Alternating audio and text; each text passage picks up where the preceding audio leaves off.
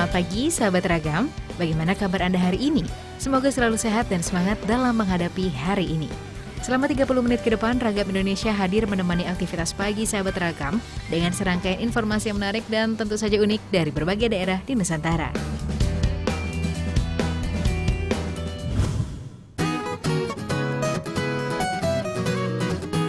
Sahabat Ragam, sudah pasti sebagian besar dari kita menyukai berbagai olahan dari daging, baik itu daging sapi ataupun daging kambing.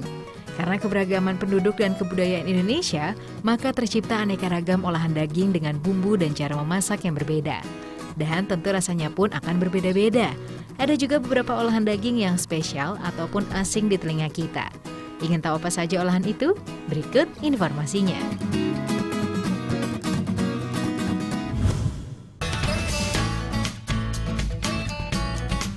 Olahan daging yang tak biasa pertama berasal dari lingkungan Keraton Yogyakarta, yaitu sanggar.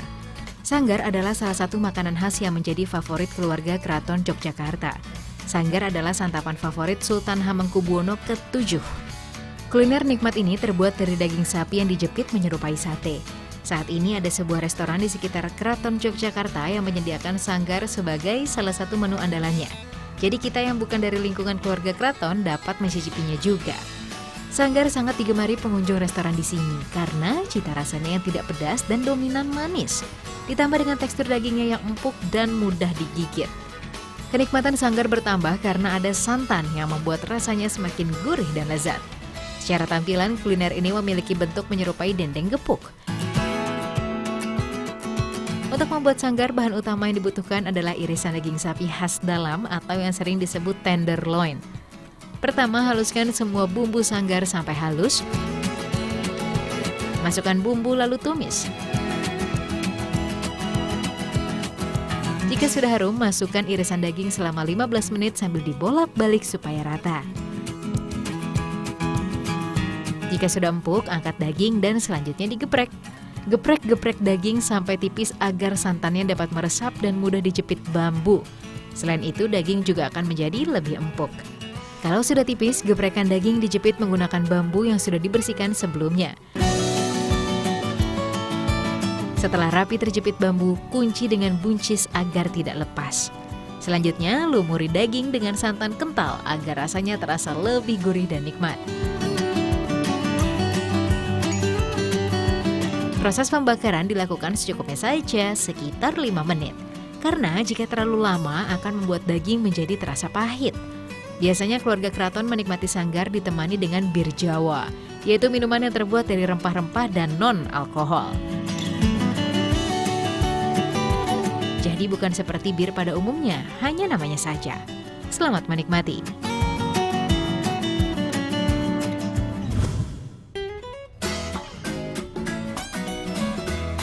Olahan daging yang tak biasa selanjutnya ada bistik torpedo. Bistik atau yang dikenal dengan steak biasanya menggunakan sepotong besar daging sapi, dada ayam atau ikan sebagai bahan utamanya. Yang ini justru memakai torpedo. Mungkin agak aneh ya mendengar nama ini digunakan sebagai bahan utama pembuatan bistik. Seperti yang kita tahu, torpedo adalah salah satu organ vital pada kambing. Tetapi apabila kita mengolahnya sedemikian rupa, akan menghasilkan kuliner yang nikmat loh sahabat.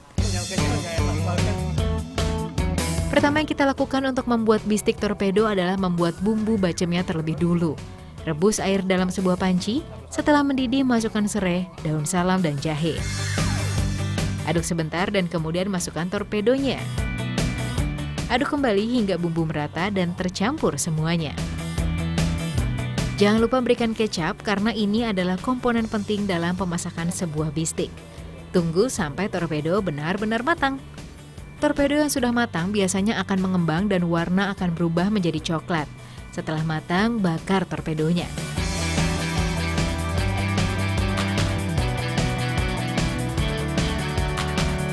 Sementara itu, tumis bawang bombay, tomat, dan bawang putih. Aduk-aduk sedikit, kemudian tambahkan merica bubuk, air, garam, gula, dan berikan sedikit perasan jeruk nipis. Aduk kembali hingga semua tercampur. Lalu masukkan potongan kentang yang sudah direbus sebelumnya dan masukkan torpedo yang sudah dibumbui bacem tadi. Aduk kembali hingga bumbu benar-benar meresap ke daging torpedo. Dan voila, bistik torpedo sudah jadi. Sahabat, bentuknya memang agak aneh, tetapi itu semua berbanding terbalik dengan rasanya. Manis, gurih, dan asin bercampur di lidah kita saat kita menikmatinya. Selain itu, tekstur torpedo ini sangat lembut, mirip seperti kentang. Tahu nggak sahabat, torpedo kambing memiliki kandungan protein yang tinggi dan dipercaya dapat meningkatkan vitalitas pria loh. Tertarik mencobanya?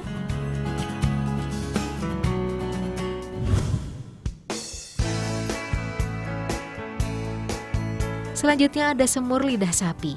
Semur identik dengan daging ayam, tahu, ataupun kentang, tetapi tidak dengan semur yang satu ini. Lidah sapi digunakan sebagai bahan utamanya. Lidah adalah organ yang paling utama dalam mekanisme pengambilan makanan. Lidah merupakan daging yang secara morfologi bentuknya bulat, panjang, dan tebal. Lidah juga menjadi salah satu jeroan yang dapat dimakan dan digemari masyarakat karena kelezatannya. Proses memasak semur lidah sapi memang agak sulit, tapi sangatlah sebanding dengan rasa lezat yang diciptakan. Sebelum dipadankan dengan bumbu, rebus dahulu lidah sapi agar empuk. Fungsi perebusan juga untuk menghilangkan amis pada lidah sapi. Setelah direbus, potong lidah sapi sesuai ukuran yang diinginkan, kemudian haluskan bumbu mulai dari cabai, tomat, garam, dan merica, lalu tumis bawang merah serta bawang putih hingga harum. Lalu masukkan bumbu yang sudah dihaluskan beserta air rebusan lidah sapi tadi. Usahakan air bekas rebusan benar-benar sudah bersih karena akan berpengaruh pada aroma dan rasa lidah sapinya. Kemudian masukkan potongan lidah. Tambahkan kecap manis, bawang bombay, pala, dan cengkeh. Masak hingga kuah mendidih. Warna hitam pekat pada kuah semur dapat menciptakan cita rasa yang manis dan gurih. Dibalur dengan lembutnya tekstur lidah sapi, maka akan membuat mulut Anda tidak berhenti makan. Sungguh kuliner yang menggugah selera.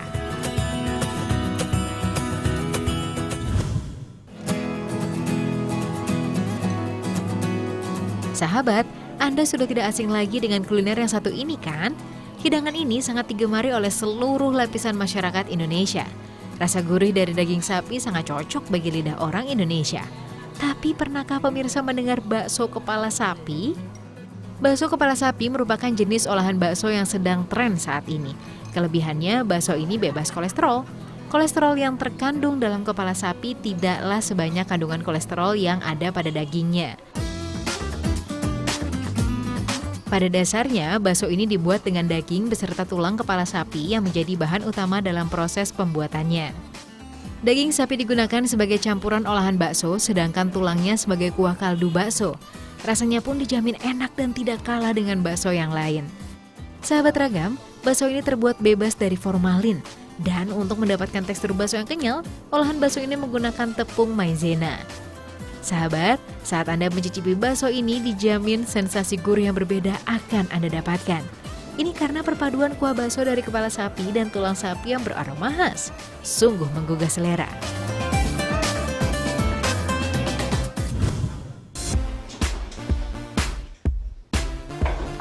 Kemajuan dunia kedokteran modern tampaknya berbanding lurus dengan kemajuan dunia pengobatan alternatif.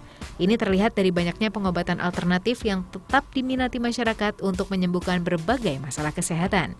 Bahkan terkadang pengobatan alternatif lebih diminati oleh masyarakat dibanding pengobatan modern atau medis. Bukan hanya menggunakan tumbuhan, hewan pun dapat digunakan sebagai bahan ataupun sarana pengobatan alternatif. Apa saja hewan-hewan dapat digunakan sebagai sarana pengobatan? Yuk kita simak bersama.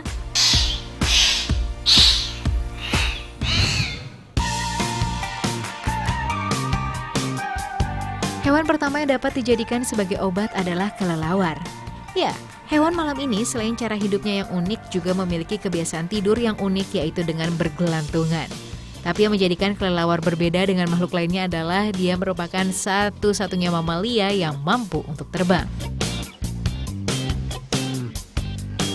Kelelawar merupakan hewan yang melahirkan dan menyusui anaknya. Kelelawar merupakan hewan nokturnal, yaitu hewan yang beraktivitas atau mencari makan pada malam hari. Meski begitu, kelelawar juga hewan yang memiliki penglihatan sangat buruk. Untuk menjaga agar kelelawar tidak menabrak saat beraktivitas, dia memiliki indera pendengaran yang sangat peka yang disebut ekolokasi. Ekolokasi bekerja dengan cara kelelawar mengeluarkan suara dengan frekuensi tinggi, yaitu sekitar 100.000 Hz.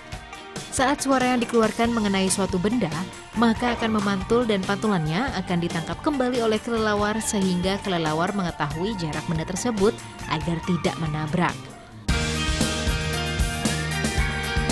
Di Indonesia terdapat 225 jenis kelelawar yang terdiri dari 77 jenis pemakan buah dan berperan dalam penyerbukan. Sisanya 148 jenis merupakan pemakan serangga yang secara tidak langsung membantu manusia dalam memberantas hama dan penyakit. Tidak hanya itu, kelelawar juga memiliki manfaat bagi tubuh manusia. Ya, dagingnya dipercaya dapat menyembuhkan penyakit asma. Hal ini karena daging kelelawar mengandung zat kitotefin, yaitu senyawa yang digunakan untuk membantu penyembuhan penderita asma. Jika Anda mengalami sesak nafas ataupun asma Anda kambuh, cukup konsumsi saja daging kelelawar. Tidak perlu diolah, dengan dibakar saja dagingnya sudah dapat dijadikan sebagai obat asma. Sungguh hewan yang menakjubkan, bukan?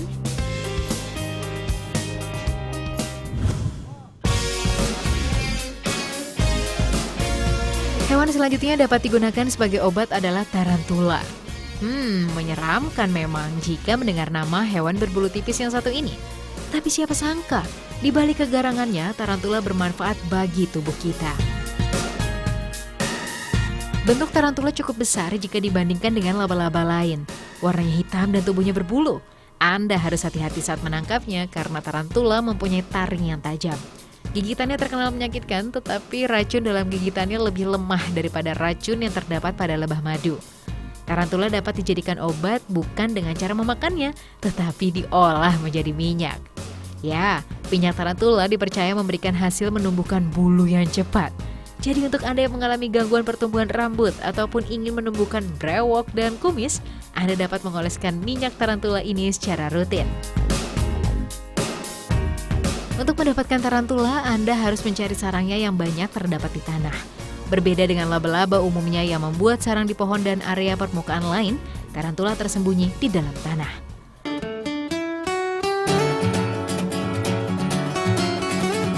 Sahabat Ragam, untuk membuat minyak tarantula, penjual terlebih dahulu akan memanaskan genteng di atas kompor. Genteng ini berfungsi sebagai wajan. Setelah itu, tarantula dimatikan lalu dipisahkan kaki dan badannya. Siapkan juga beberapa butir kemiri sebagai bahan tambahan. Sangrai kedua bahan ini di atas genteng yang sudah panas. Bolak-balik sampai matang dan terlihat sedikit gosong. Setelah itu, angkat dan pindahkan ke ulekan. Tanpa menunggu, tarantula dan kemiri pun diulek sampai halus. Karena teksturnya sudah garing, tarantula langsung berubah menjadi bubuk saat diulek. Tambahkan sedikit minyak sayur untuk menyatukan semua bahan ini, lalu dengan bantuan daun pisang yang dibentuk kerucut, minyak tarantula bisa langsung dipindah ke botol.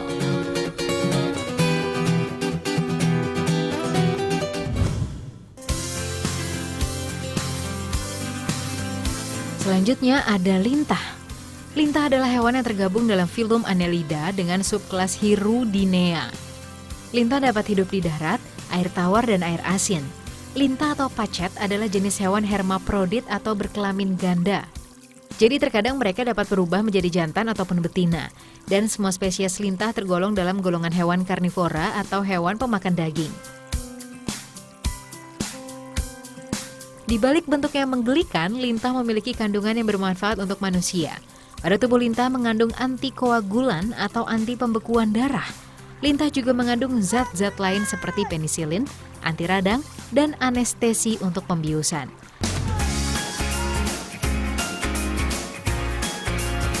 Sejak abad ke-18, lintah banyak dimanfaatkan, terutama untuk terapi kesehatan yang dikenal dengan nama terapi Hirudo medicinalis. Sebuah riset yang dilakukan di Eropa menunjukkan bahwa terapi lintah yang dilakukan bersama dengan pengobatan medis atau herbal mampu dimanfaatkan untuk meningkatkan efektivitas obat. Namun saat ini belum ada catatan mengenai efek samping dari terapi lintah untuk kesehatan. Terapi yang menggunakan lintah sebagai media ini dipercaya dapat menstabilkan kadar hormon serotonin yang bermanfaat untuk melancarkan aliran peredaran darah dan oksigen pada jaringan syaraf yang halus yang berada di kepala.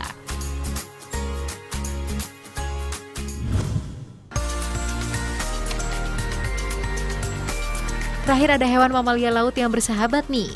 Ya, lumba-lumba. Mamalia laut yang baik ini biasa digunakan untuk terapi yang sering disebut dengan terapi lumba-lumba.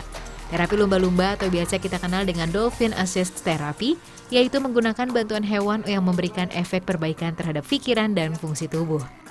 Terapi ini bukan untuk menyembuhkan penyakit dan bukanlah satu cara yang memberikan suatu keajaiban, tetapi dapat menjadi alternatif cara atau variasi yang bisa diperkenalkan kepada anak penyandang autis. Dengan cara ini Anda dapat memberikan pengalaman baru yang cukup menenangkan dan menyenangkan. Terapi lumba-lumba mempunyai pengaruh yang sangat baik terhadap anak penyandang autis. Terapi ini mempengaruhi fungsi motorik halus dan kasar pada anak. Proses belajar kemampuan kognitif, konsentrasi, dan komunikasi, serta kemampuannya untuk berinteraksi dengan orang lain menjadi lebih baik. Menurut para ahli, lumba-lumba menggunakan sistem sonar yang sangat sophisticated, yang dipancarkan dalam bentuk vibrasi atau getaran. Para ahli berkeyakinan, lumba-lumba dapat melihat keadaan dalam tubuh kita mirip seperti penampilan sonogram pada wanita hamil. Pancaran ultrasonik yang dikeluarkan hewan ini 4 kali lebih kuat efeknya daripada terapi yang digunakan di berbagai rumah sakit. Pancaran ini sangat potensial dalam proses penyembuhan secara fisiologik. Ultrasonik ini dapat mempengaruhi denyut jantung, pernafasan, kontraksi otot, memori, dan fungsi pertahanan tubuh.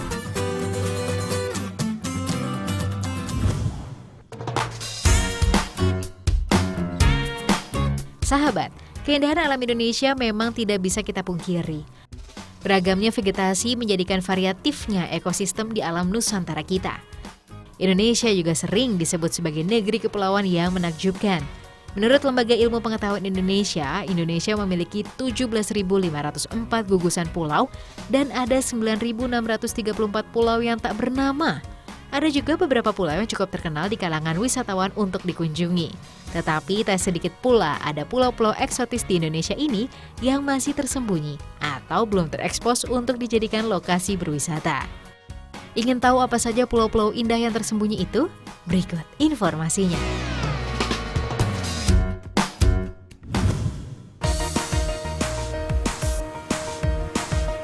Pulau indah tersembunyi yang pertama adalah Pulau Fastofiri. Pulau ini terletak tidak jauh dari pusat kota dan Teluk Jailolo di Kabupaten Halmahera Barat, Maluku Utara. Lebih tepatnya sekitar 45 menit dari Teluk Ternate. Pulau Fastofiri adalah pulau kecil berupa atol atau daratan sempit dari susunan karang yang timbul di permukaan laut. Daratan Pulau Fastofiri ini berubah-ubah akibat hantaman gelombang. Terkadang pulau ini membentuk laguna keseluruhan maupun secara parsial seperti ini. Hamparan pasir putih dan birunya air laut sungguh membuat pulau ini menjadi surga kecil yang tersembunyi. Ditambah dengan keanekaragaman terumbu karang yang menghiasi perairan di sekitar pulau cantik ini. Salah satu tanda atol yang sehat adalah suburnya terumbu karang di sekitar perairannya. Disarankan untuk Anda yang ingin berkunjung ke sini agar hati-hati saat berjalan di pulau ini, karena serpihan karangnya cukup tajam sehingga dapat melukai kaki kita jika tidak berhati-hati.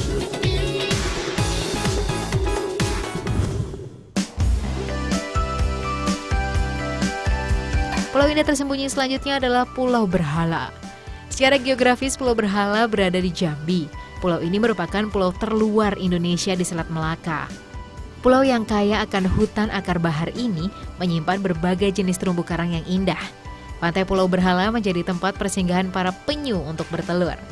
Pulau Berhala sendiri diambil dari nama Raja Jambi dahulu, yaitu Datu Paduko Berhala yang kebetulan dimakamkan di pulau ini.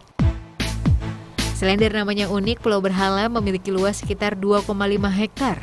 Kondisi pulaunya sangat alami, bahkan belum memiliki penduduk. Ini menjadikan Pulau Berhala begitu menarik untuk dikunjungi. Indahnya pemandangan di sekitar pulau semakin menambah keindahan pulau yang ada, ditambah dengan barisan demi barisan pohon pantai yang meneduhkan. Karena letaknya berada di ujung Indonesia, tak heran jika Pulau Berhala dijaga oleh Tentara Nasional Indonesia Angkatan Laut. Saat ini banyak terdapat fasilitas yang bisa Anda temui di pulau ini, di antaranya wahana permainan laut, resort, pemancingan, dan penginapan. Pulau Berhala juga menawarkan sejuta keindahan alam yang alami. Sungguh destinasi yang wajib dikunjungi jika Anda merasa penat dengan rutinitas dan kesibukan sehari-hari.